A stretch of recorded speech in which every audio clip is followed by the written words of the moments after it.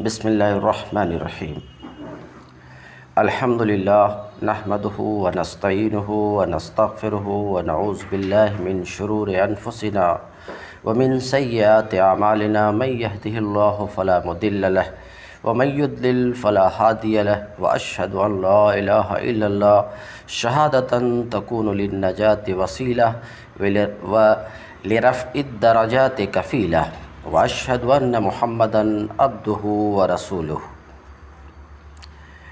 پچھلے دو درس میں مصنف کے حالات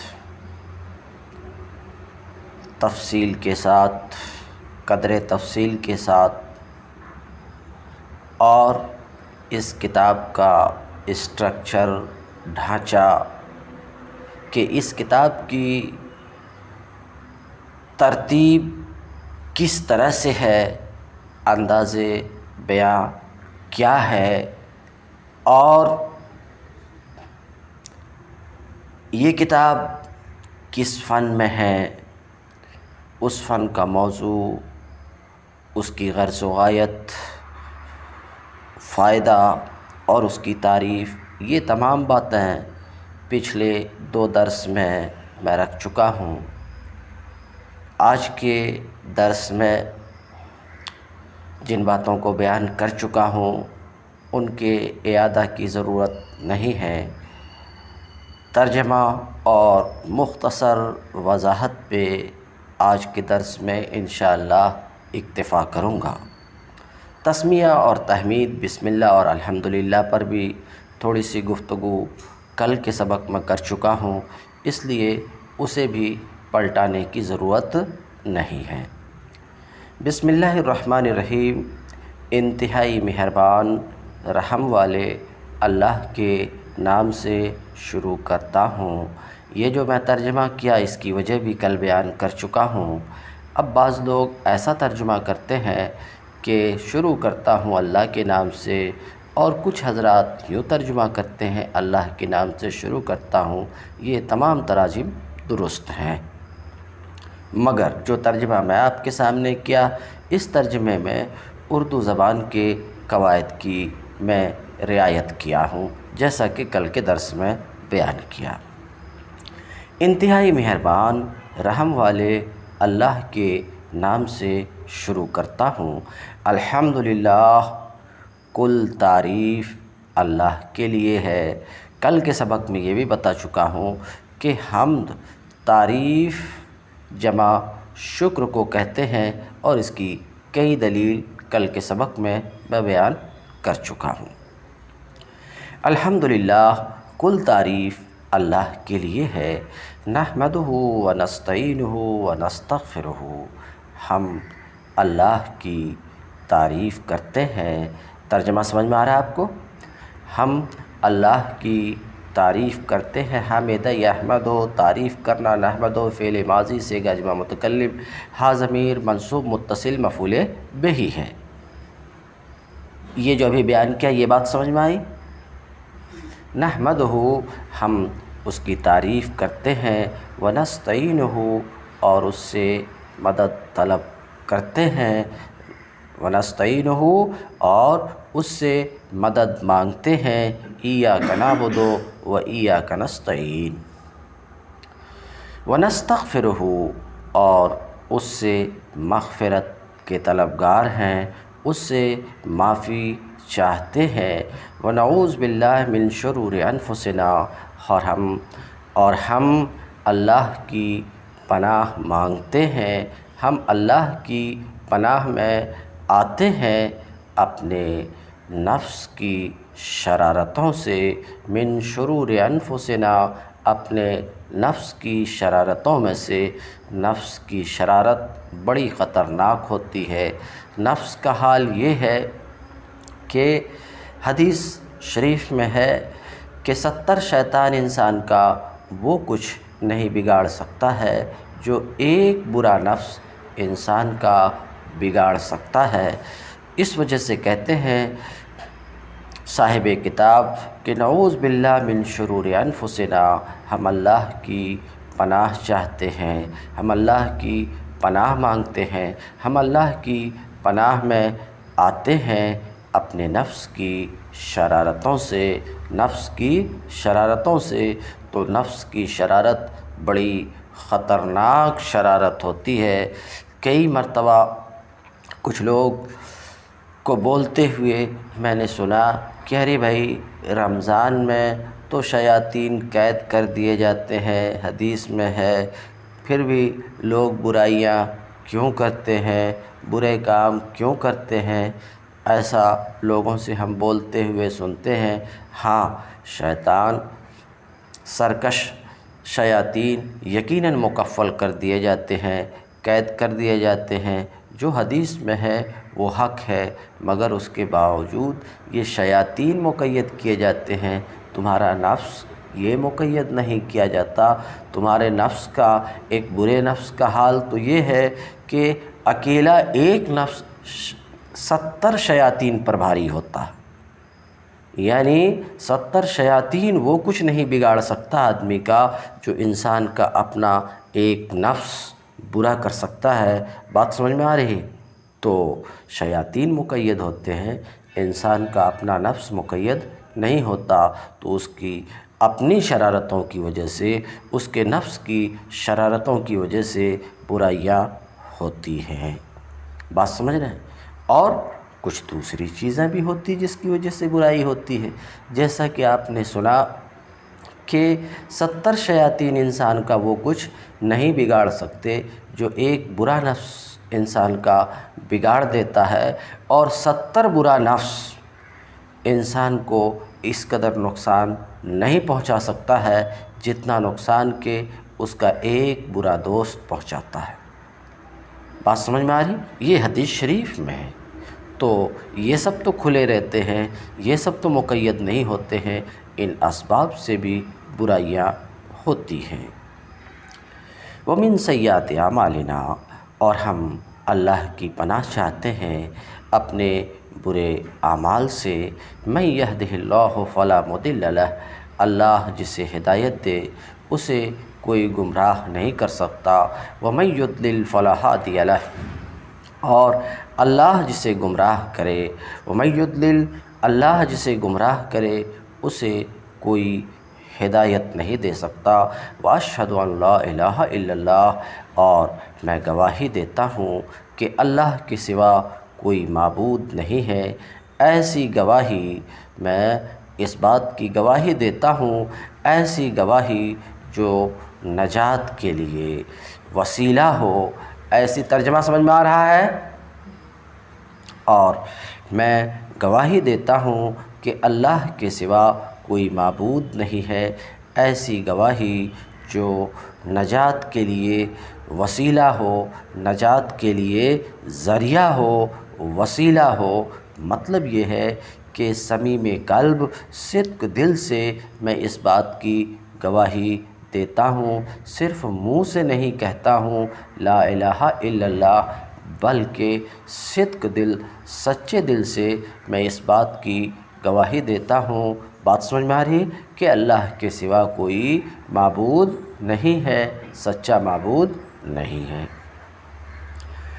وَلِرَفْعِ الدَّرَجَاتِ كَفِيلًا، میں گواہی دیتا ہوں کہ اللہ کے سوا کوئی معبود نہیں ہے، ایسی گواہی جو نجات کے لیے وسیلہ ہو اور درجات کی بلندی کا ضامن ہو۔ کفیلہ ضامن ہو۔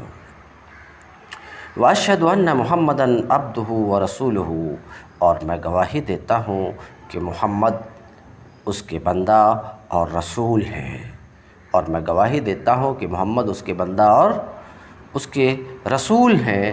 الذی بعثہ وطرق الایمان قد افت آثارھا، جن کو اللہ رب العزت نے اس وقت مبعوث فرمایا، جن کو اللہ رب العزت نے اس وقت بھیجا جب کہ ایمان کے راستوں، طرق الایمان، اور ایمان کے راستوں کے آثار مٹ چکے تھے، اس کے نشانات مٹ چکے تھے۔ کچھ بات سمجھ میں آ رہی ہے؟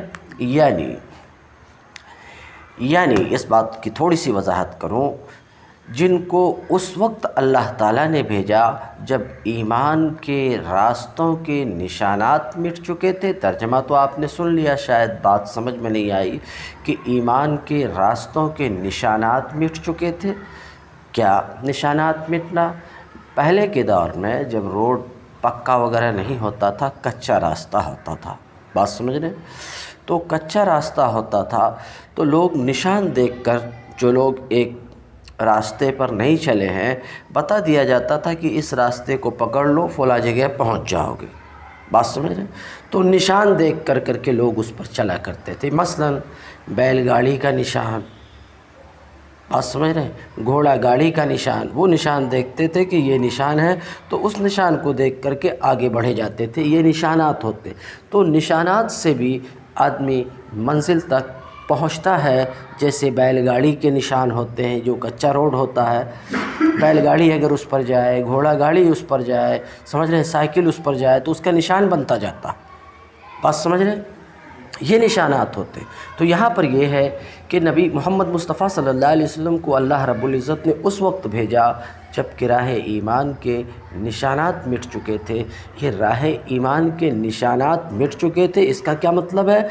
مطلب اس بات کی وضاحت یہ ہے کہ ہمارے نبی سے پیشتر، محمد مصطفیٰ صلی اللہ علیہ وسلم سے پیشتر ہزاروں، کم و بیش 1,24,000 انبیاء کرام تشریف لائے، بات سمجھ میں آ رہی؟ یہ جس قدر بھی انبیاء تشریف لائے، تمام انبیاء کا دین ایک تھا، تمام انبیاء کا دین ایک تھا، اور وہ کیا تھا؟ اسلام۔ جس طریقے سے کہ ہمارا دین، ہمارے نبی محمد مصطفیٰ صلی اللہ علیہ وسلم کا دین اسلام ہے، ایسے ہی تمام انبیاء کا دین کیا تھا؟ اسلام تھا، اور ہر نبی مومن تھے، ہر نبی کیا تھے؟ مومن تھے، بات سمجھ رہے ہیں؟ حضرت ابراہیم کہتے ہیں اسلمت لرب العالمین، بات سمجھ میں آ رہی؟ تو ہر نبی مومن تھے۔ آپ صلی اللہ علیہ وسلم سے پہلے جو نبی تشریف لائے تھے، جو رسول تشریف لائے تھے، ان کا اسم گرامی حضرت عیسیٰ علیہ السلام تھا، بات سمجھ رہے؟ حضرت عیسیٰ علیہ السلام اللہ کے نبی اور رسول تھے، مگر آپ کے درمیان اور حضرت عیسیٰ علیہ السلام کے درمیان تقریباً 500 سال کا فاصلہ تھا، بات سمجھ رہے؟ تو حضرت عیسیٰ علیہ السلام زندگی بھر جب تک اس زمین پر رہے، ایمان و اسلام اور توحید کی دعوت دیتے رہے، بات سمجھ رہے؟ ہزارہا لوگ حضرت عیسیٰ علیہ السلام کی دعوت پر اسلام قبول کیے اور مسلم بن کر کے رہے، بات سمجھ میں آ رہی؟ مسلم بن کر کے رہے، مگر حضرت عیسیٰ علیہ السلام کے آسمان پر اٹھا لیے جانے اور ان کے کچھ دنوں کے بعد رفتہ رفتہ ان کے ماننے والے، ان پر ایمان لانے والے، یعنی مسلمین، مومنین، رفتہ رفتہ اسلام و ایمان سے دور ہوتے گئے، بات سمجھ رہے ہو؟ اسلامی عقائد و نظریات سے بھی دور ہوتے گئے، اسلامی افکار سے بھی دور ہوتے گئے، اور اسلامی اعمال، نماز، روزے، زکوٰۃ وغیرہ سے بھی دور ہوتے گئے۔ آپ ایسا نہیں سمجھو گے کہ یہ نماز، روزے، زکوٰۃ صرف ہمارے شریعت میں ہے، اس سے پہلے کی شریعت میں نہیں، یہ سب اگلی شریعتوں میں بھی تھی۔ آپ تقریر سنتے ہوں گے، کیا یا ایھا الذین آمنوا کتب علیکم الصیام کما کتب علی الذین من قبلکم، تم پر روزے ایسے ہی فرض کیے گئے جیسے کہ تم سے پہلے کے لوگوں پر فرض کیے گئے تھے۔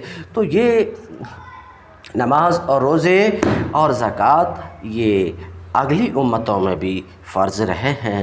تو جو حضرت عیسیٰ علیہ السلام کا زمانہ دور ہوتا گیا، لوگ اسلامی افکار، نظریات، عقائد سے بھی دور ہوتے گئے اور اسلامی اعمال سے بھی دور ہوتے گئے، یہاں تک کہ نماز اور روزے سے بھی دور ہوتے گئے۔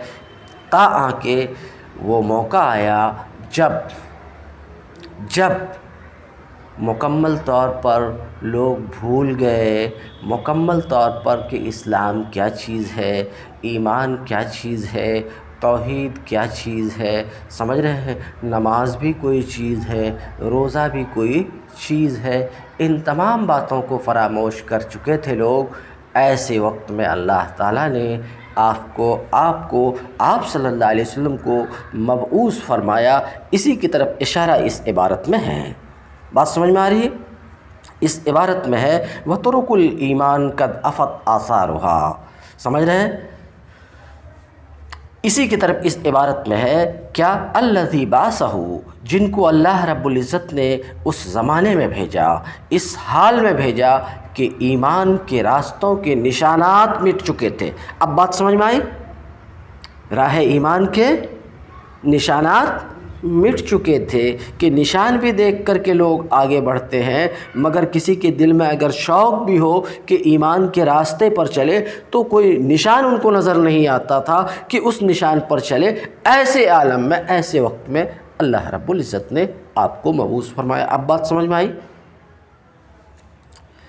اس حال میں کہ طرق الایمان، ایمان کے راستوں کے نشانات مٹ چکے تھے، ایسے وقت میں اللہ رب العزت نے آپ صلی اللہ علیہ وسلم کو، محمد مصطفیٰ صلی اللہ علیہ وسلم کو مبعوث فرمایا۔ ایمان کے راستوں کے نشانات مٹ چکے تھے، وخبت انوارها، اور اس کی روشنیاں، ایمان کی روشنیاں خبت مدھم ہو چکی تھی، ماند پڑ گئی تھی۔ بات سمجھ میں آ رہی؟ ووہنت ارکانها، اور ایمان کے ارکان ایمان آپ کو معلوم ہے، ایمان کے ارکان، بات سمجھ رہے؟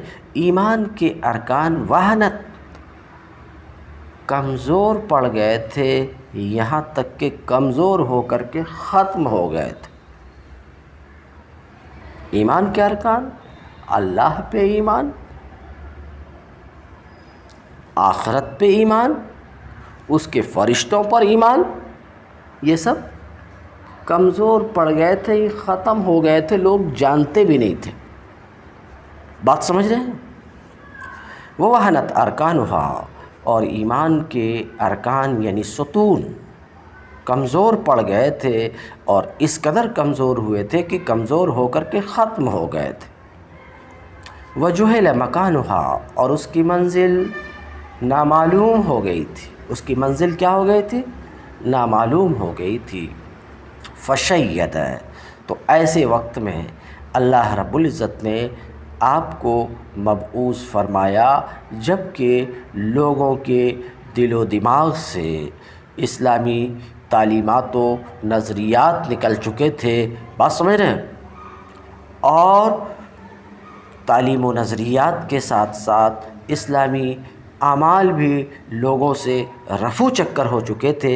ایسے وقت میں اللہ تعالیٰ نے آپ صلی اللہ علیہ وسلم کو مبعوث فرمایا، تو آپ نے کیا کیا؟ فشید من معالمها، تو آپ صلی اللہ علیہ وسلم نے شیدہ میں ضمیر جو پلٹ رہی ہے وہ کن کی طرف پہنچ رہی ہے؟ رسولہ، اللہ کے رسول یعنی محمد صلی اللہ علیہ وسلم کی طرف۔ بات سمجھ میں آ رہی ہے؟ تو آپ نے صلوات اللہ علیہ، آپ پر اللہ کی خصوصی رحمتیں اور سلامتی نازل ہو، آپ نے کیا کیا؟ شید من معالمها، وہ نشانات جو مٹ گئے تھے ان کو آپ نے پختہ اور مضبوط کیا۔ وہ نشانات جو مٹ گئے تھے اس کو آپ نے کیا کیا؟ پختہ اور مضبوط کیا۔ فشید من معالمها ما عفا، تو وہ نشانات جو مٹ گئے تھے ان کو آپ نے پختہ کیا۔ وشفا من العلیل فی تائید کلمۃ التوحید، ترجمہ سمجھ میں آ رہا ہے؟ بعد میں اسے سنوں گا بھی۔ وشکا من العلیل فی تائید کلمۃ التوحید من کان علی شفا، یہ شفا معطوف ہے شیدہ پر کہ آپ ایسے وقت میں تشریف لا کر کیا کیے کہ ایمان کے راستوں کے نشانات جو مٹ گئے تھے اس کو آپ نے کیا کیا، شیدہ، پختہ کیا، مضبوط کیا، اور کیا کیا، شفا، اور بیمار کو آپ نے شفا دی۔ کیسے شفا دی؟ فی تائید کلمت توحید، کلمہ توحید لا الہ الا اللہ، کلمہ توحید کی تائید سے، کلمہ توحید کی تائید سے اس بیمار کو آپ نے شفا دی۔ من کان علی شفا، اس بیمار کو جو جہنم کے گڑھے کے کنارے تھے، جو تباہی کے دہانے پر کھڑے ہوئے تھے کہ بس جہنم کے گڈھے میں گرنا ہی چاہتے تھے، بات سمجھ رہے ہیں، ایسے علیل کو آپ نے شفا دی، جہنم کے گڑھے میں گرنے سے بچایا۔ یہ شفا کے معنی ہے کنارے، شفا کے معنی کنارے۔ مگر اس لفظ کو لا کر کے صاحب کتاب، صاحب مشکات، شفا اس لفظ کے ذریعے سے تلمیح ہے۔ کیا ہے؟ تلمیح۔ تلمیح کسے کہتے ہیں؟ گفتگو کے دوران، اپنی بات کے درمیان کسی لفظ کو لانا اور اس لفظ کے ذریعے سے کسی قصہ کی طرف، کسی واقعہ کی طرف، بات سمجھ رہے ہو، یا کسی حدیث کی طرف، یا کسی قرآن کی طرف، یا کسی شعر کی طرف اشارہ کرنے کو کیا بولتے ہیں؟ تلمیح۔ بات سمجھ رہے ہیں؟ تو یہاں تلمیح ہے۔ تلمیح کیسے ہے؟ شفا کا لفظ لائے ہیں اور اس شفا کا لفظ لا کر کے اشارہ کرنا چاہ رہے ہیں اللہ تعالیٰ کے اس قول کی طرف، کنتم علی شفا حفرۃ۔ یہ بات سمجھ میں آ رہی ہے؟ قرآن پاک کی ایک آیت کی طرف اشارہ کرنا چاہتے ہیں، وَكُنْتُمْ عَلَى شَفَا حُفْرَةٍ مِّنَ النَّارِ فَأَنْقَذَكُم مِّنْهَا۔ اس کی طرف تلمیح ہے، اس کی طرف اشارہ ہے۔ دماغ قبول کر رہا ہے؟ وَأَوْضَحَ سَبِيلَ الْهِدَایَةِ لِمَنْ أَرَادَ أَن يَسْلُكَهَا۔ یہ اوضح سے پہلے واو دیکھ رہے ہو، اس کا عطف بھی شیدہ پر ہے کہ آپ صلی اللہ علیہ وسلم آ کر کیا کیے، دیکھ چکے ہو کہ راہ ایمان کے نشانات کو پختہ کیے اور بیمار کو شفا دیے۔ کون سے بیمار؟ اس کی بات ہو چکی۔ وَأَوْضَحَ، اور آپ صلی اللہ علیہ وسلم واضح کیے۔ کیا کیے؟ کس کو واضح کیے؟ وَأَوْضَحَ سَبِيلَ الْهِدَایَةِ، اور ہدایت کے راستے کو، راہ ہدایت، سبیل الہدایہ، راہ ہدایت کو آپ نے واضح کی کہ ہدایت کا راستہ کیا ہے، اس چیز کو آپ صلی اللہ علیہ وسلم نے واضح کیا کہ یہ ہدایت کا راستہ ہے۔ بات سمجھ میں آ رہی ہے؟ وَأَوْضَحَ سَبِيلَ الْهِدَایَةِ لِمَنْ أَرَادَ أَن يَسْلُكَهَا۔ سوال، جب نبی کریم صلی اللہ علیہ وسلم تشریف لائے اور ہدایت کے راستے کو واضح کیے اور واضح طور پر بتائے کہ یہ ہدایت کا راستہ ہے، تو ایسی صورت میں جس قدر لوگ بھی نبی کریم صلی اللہ علیہ وسلم کے دور میں موجود تھے، ان سب کو ہدایت یافتہ ہونا چاہیے، کیونکہ آپ نے ہدایت کے راستے کو واضح کر دیا، ہونا چاہیے کہ نہیں؟ مگر کیا یہ واقعہ ہے کہ نبی کریم صلی اللہ علیہ وسلم جب ہدایت کے راستے کو واضح کیے تو تمام لوگ ہدایت یافتہ ہو گئے، تمام لوگ ایمان والے ہو گئے، سب لوگ جو اس وقت موجود تھے ایمان لے آئے؟ کیا یہ واقعہ ہے؟ بولیے، کیا یہ بات درست ہے کہ آپ ہدایت کے راستے کو واضح کیے، آپ دعوت دیے اور سب لوگ آپ کی دعوت پر ایمان لے آئے؟ صحیح بات ہے یہ؟ بولیے بھائی، ظاہر سی بات ایسا نہیں ہے۔ 23 سال تک آپ ہدایت کے راستے کو واضح کرتے رہے، بات سمجھ رہے، مگر 23 سال کے عرصے میں 1 سے 2 لاکھ لوگ ایمان قبول کیے، جبکہ 50 لاکھ لوگ دنیا میں موجود تھے۔ تو پھر یہاں پر جو یہ بات ہے کہ آپ صلی اللہ علیہ وسلم تشریف لائے اور ہدایت کے راستے کو واضح کیے، راہ ہدایت کو واضح کیے، تو جب راہ ہدایت کو واضح کیے تو سب کو ہدایت یافتہ ہونا چاہیے، حالانکہ بہت کم لوگ ہدایت یافتہ ہوئے، بیشتر لوگ ہدایت یافتہ نہیں ہوئے۔ تو پھر ہدایت کون پائے، ہدایت کون نہیں پائے؟ آپ نے تو ہدایت کے راستے کو